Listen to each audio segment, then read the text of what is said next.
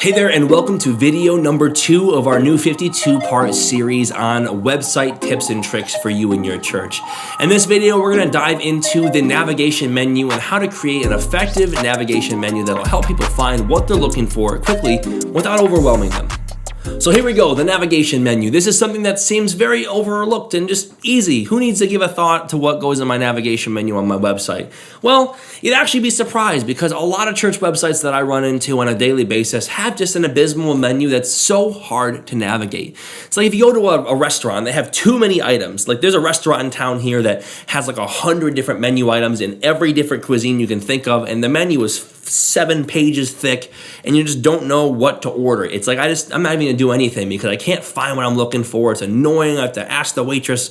You don't want to give people that negative experience. And I run into so many church websites that have everything in their church going on in that navigation menu to the point where it's 2 to 3 lines deep of just navigation items. And on top of that, then you have the drop-down menus that go into other drop-down menus, and it just makes them a very poor user experience. And this all relates back to the main point that I tell churches is to sit back, take a second, ask, who is my website for? Who am I trying to reach here? Obviously, the website is going to be used very often by our church members, by the people that are trying to find us online. But the reality is that the people that go to our church, they're going to kind of know what they're looking for, and they're going to be willing to kind of search for those things if they have to. So when I say don't put your About Us information on your homepage, or don't put your special small group events that are going on in your navigation menu. The reason I say those things is because the people that are attending your church are going to put the effort in to find the content or just ask somebody what the link is. But the person that's coming to your church for the first time, who just found you in a Facebook ad or on a Google search for a church in your area, they have no reason to do a bunch of extra work and heavy lifting to find the information that they're looking for. So because of that, we say, since those are the people that your website should be forward-facing for with the point of reaching, you want to make navigation and navigating your website as simple as possible. So I say, and our team here at Ministry Design says, keep your menu as simple as possible, at least on the front end. So what are we talking about here? First of all, oftentimes church websites will have a home icon or a home label right there on their navigation menu.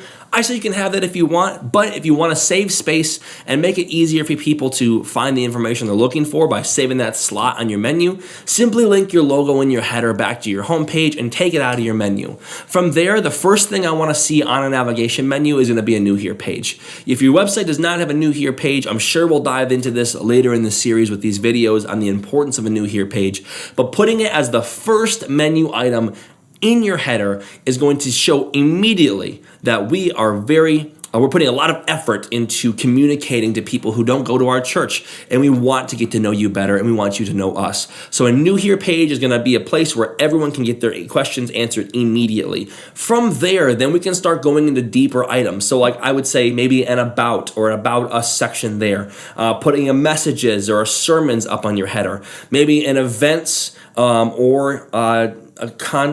maybe a Connect also. Connect is a great option because that provides drop downs for events, small groups, different things going on, church happenings, ways to connect at the church. That's the way that you can have people find what they're looking for easily. And then also a Contact Us is going to be super important because you want to be forthright with your contact information so people can find you online and talk to you and ask you questions.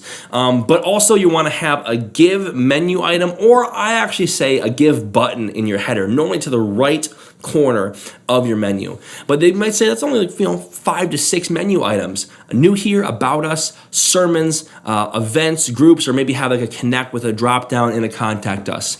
Now, those are the main ideas that you need. You don't need to have every single event or every single item in your header, because what that does is create a clustered mess of content, and it's hard to kind of navigate it, and it's intimidating, and it just doesn't look good. Having multiple lines doesn't look good on your navigation menu. So you can use the drop downs if you want to and try to organize it the best you can. I know a lot of churches have a lot of items. You have a lot of things going on.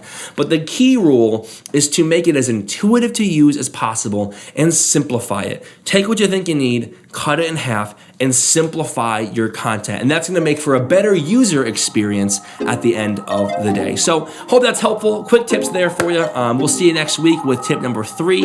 And we're excited to continue on with this series. If you have any questions, reach out to us at support@ministrydesigns.org, and our team will be more than happy to take a look at your site and help you out. So thanks. We'll see you in the next one.